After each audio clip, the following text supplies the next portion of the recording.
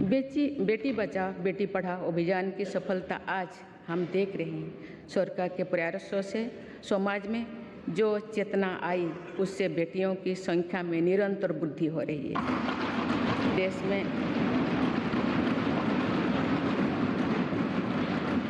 देश में पहली बार पुरुषों की तुलना में महिलाओं की संख्या अधिक हुई है एवं महिलाओं का स्वास्थ्य भी पहले के मुकाबले और बेहतर हुआ है।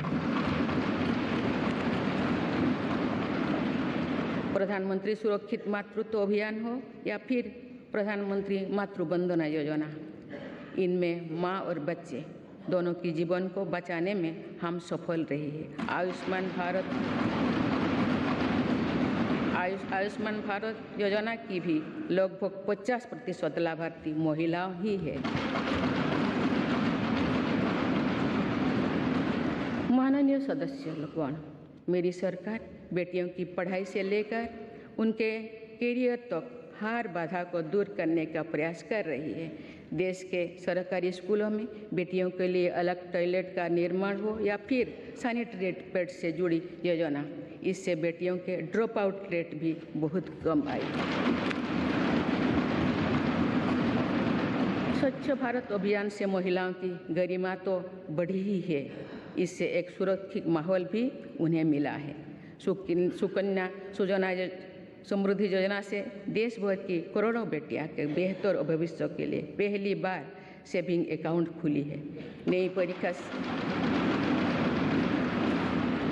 नई राष्ट्रीय शिक्षा नीति में भी बेटियां की शिक्षा के लिए अनेक महत्वपूर्ण कदम उठाई गई है।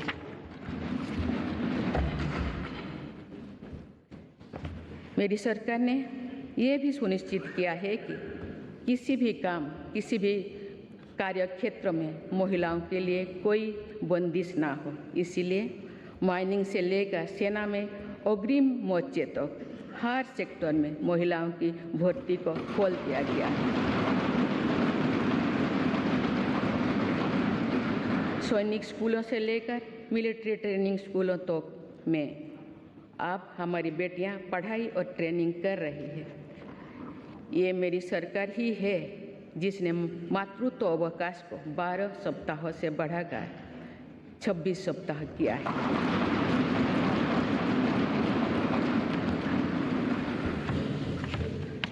मुद्रा योजना की लगभग 70% लाभार्थी महिला उद्यमी ही है। एक स्टडी के अनुसार इस योजना से महिलाओं की आर्थिक शक्ति और सामाजिक फैसलों में उनकी भागीदारी बढ़ी है। पीएम आवास योजना के तहत मिलने वाली घरों की रजिस्ट्री भी महिलाओं के नाम पर होने से महिलाओं का आत्मविश्वास बढ़ा है। जन धन योजना से पहली बार देश में बैंकिंग सुविधाओं में महिलाओं और पुरुषों के बीच अब बराबरी आ गई है। देश में इस समय 80 लाख से ज़्यादा स्वयं सहायता समूह भी काम कर रहे हैं, जिनमें करीब 9 करोड़ महिलाएं जुड़ी हुई हैं। इन महिला स्वयं सहायता समूहों को सरकार द्वारा लाखों करोड़ रुपये की मदद दी जा रही है। माननीय सदस्यगण, हमारी विरासत हमें जोड़ों से जड़ती है और हमारा विकास आसमान को छूने का हौसला देता है। इसीलिए मेरी सरकार ने विरासत को मजबूती देने और विकास को प्राथमिकता देने की राह चुनी।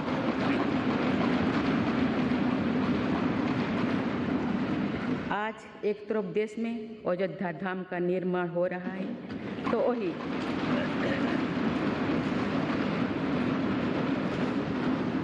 वही दूसरी तरफ आधुनिक संसद भवन भी बन रहा है।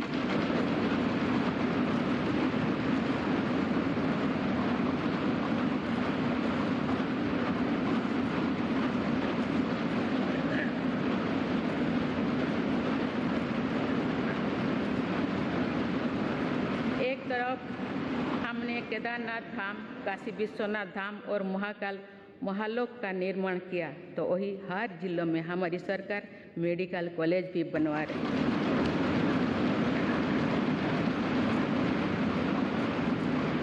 तरफ हम अपने तीर्थ और ऐतिहासिक धरोहर का विकास कर रहे हैं तो वही दूसरी तरफ भारत दुनिया की बड़ी स्पेस पावर बन रहा है।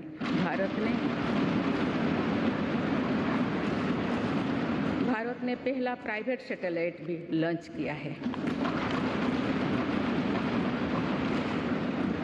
एक तरफ हम आदि शंकराचार्य भगवान बसवेश्वर, तिरुवल्लुवर, गुरु नानक देव जैसे संतों के दिखाए रास्ते पर आगे बढ़ रहे हैं, वही दूसरी तरफ आज भारत हाईटेक नॉलेज का हब भी बनता जा रहा है।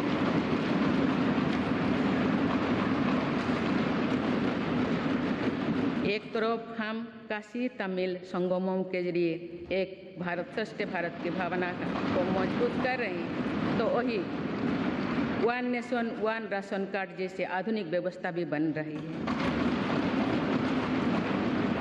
डिजिटल इंडिया और 5G टेक्नोलॉजी में भारत के सामर्थ्य का लोहा आज पूरी दुनिया में मान्य है। आज भारत जहां योग और आयुर्वेद जैसी अपनी पुरातन विधाओं को पूरी दुनिया तक पहुंचा रहा है, वही दूसरी तरफ फार्मेसी ऑफ वर्ल्ड की नई पहचान भी सशक्त कर रही है।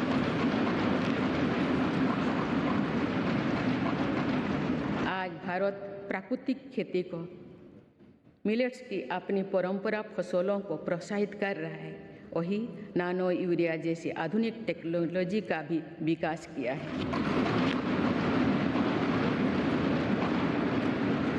खेती के लिए एक तरफ जहां ग्रामीण इंफ्रास्ट्रक्चर को हम बेहतर बना रहे हैं, वही दूसरी तरफ ड्रोन टेक्नोलॉजी से, सोलर पावर से किसान को ताकत दे रहे हैं।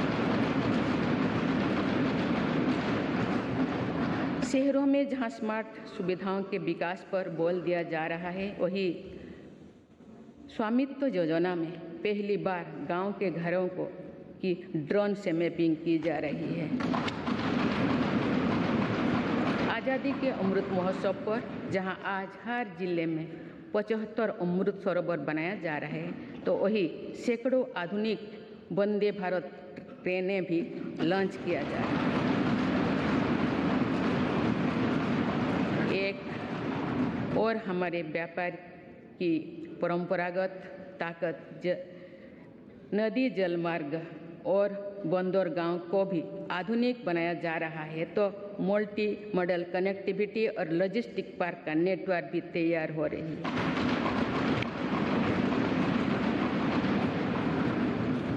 माननीय सदस्यगण, आज़ादी के अमृतकाल में देश पंच प्राणी की प्रेरणा से आगे बढ़ रहे हैं। गुलामी के हार निशान, हार मानसिकता से मुक्ति दिलाने के लिए भी मेरी सरकार निरंतर प्रयासरत है।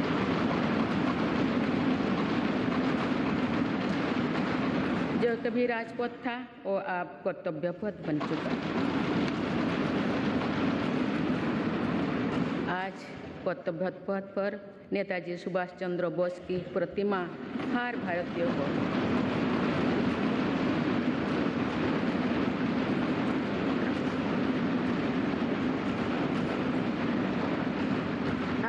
को गौरवान्वित कर रही है। तो अंडमान निकोबार में भी नेताजी और आज़ाद हिंद फौज के शौर्यों को हमने सम्मान दिया है। अभी कुछ ही दिन पहले मेरी सरकार ने अंडमान निकोबार द्वीप समूह में नेताजी सुभाष चंद्र बोस आइलैंड पर नेताजी को समर्पित भव्य स्मारक और म्यूजियम का शिलान्यास भी किया है। भारतीय सेना के परमवीर चक्र विजेताओं के नाम पर अंडमान निकोबार के 21 द्वीपों का नामकरण भी किया है।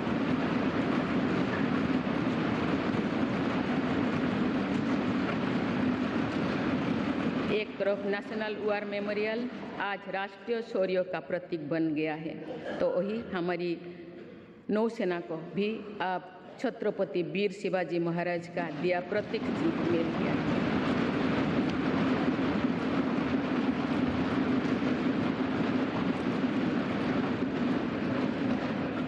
एक तरफ जहां भगवान बिरसा मुंडा सहित तमाम आदिवासी स्वतंत्रता सेनानियों से जुड़े संग्रहालय बन रहे हैं, डॉक्टर बाबा साहब आम्बेडकर के पंचतीर्थ बनाया गया है, वही दूसरी तरफ हर प्रधानमंत्री के योगदान को दर्शाने वाले प्रधानमंत्री संग्रहालय का निर्माण भी किया गया है।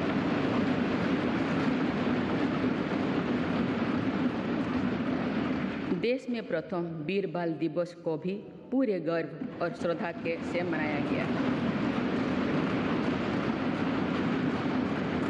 इतिहास की पीड़ाओं और उनके साथ जुड़े शिक्षाओं को जागरूक रखने के लिए देश में विभाजन विभीषिका स्मृति दिवस की शुरुआत भी मेरी सरकार ने की।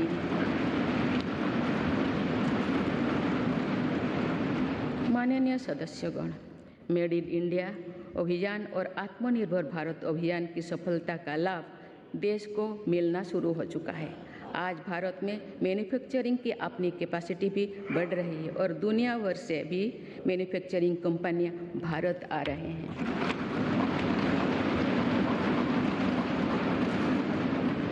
आज हम भारत में ही सेमीकंडक्टर चिप से लेकर हवाई जहाज के निर्माण तक के लिए प्रयास शुरू कर चुके हैं। ऐसे ही प्रयासों का परिणाम है कि भारत में बने सामान का निर्यात लगातार बढ़ रहा है। कुछ वर्ष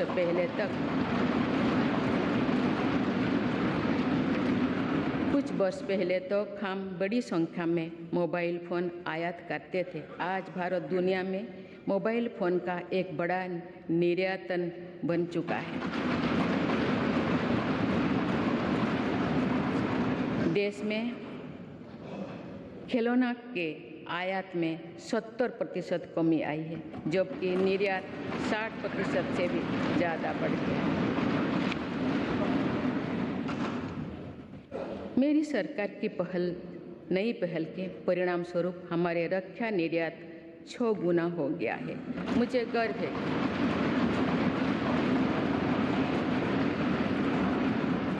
गर्व है कि हमारी सेना में आज INS विक्रांत के रूप में पहला स्वदेशी एयरक्राफ्ट कैरियर भी शामिल हुआ है।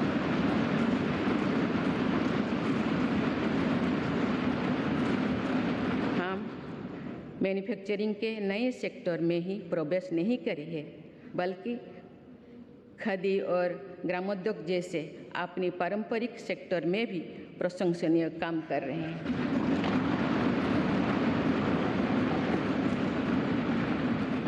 ये हम सभी के लिए खुशी की बात है कि आज़ादी के अमृत महोत्सव के दौरान देश के खादी और ग्रामीण उद्योग का टर्नओवर 1 लाख करोड़ रुपये से अधिक का हो चुका है। मेरी सरकार के प्रयासों से खादी के बिक्री में 4 गुना बढ़ी है। माननीय सदस्यगण, मेरी सरकार ने इनोवेशन और एंटरप्रेन्योरशिप पर निरंतर अभूतपूर्व बल दिया है। इससे दुनिया की सबसे युवा आबादी वाले हमारे देश की ताकत का सदुपयोग हो रहा है। आज हमारे युवा अपने इनोवेशन की ताकत दुनिया को दिखा रहे हैं। 2015 से भारत ग्लोबल इनोवेशन इंडेक्स में 81 स्थान पर था। अब हम 40वें स्थान पर पहुंच गए।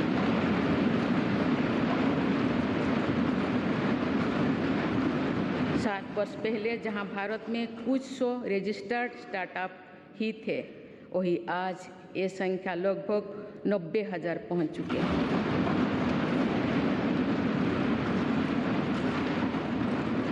आज के युग में हमारी सेनाओं का भी युवा शक्ति में समृद्ध होना, युद्ध शक्ति में निपुण होना, टेक्नोलॉजी की पावर से लेस रहना बहुत अहम है। इन सिद्धांतों को ध्यान में रखते हुए अग्निवीर योजना शुरू किए गए हैं।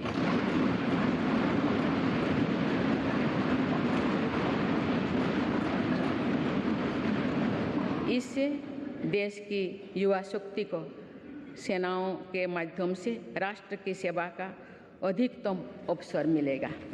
मेरी सरकार देश के युवाओं की शक्ति को खेलों के जरिए भी देश के सम्मान से जोड़ रही है। हमारे खिलाड़ियों ने कॉमनवेल्थ गेम्स से लेकर ओलंपिक और पैरा गेम्स से अभूतपूर्व प्रदर्शन कर ये साबित किया है कि उनकी प्रतिभा किसी से भी कम नहीं।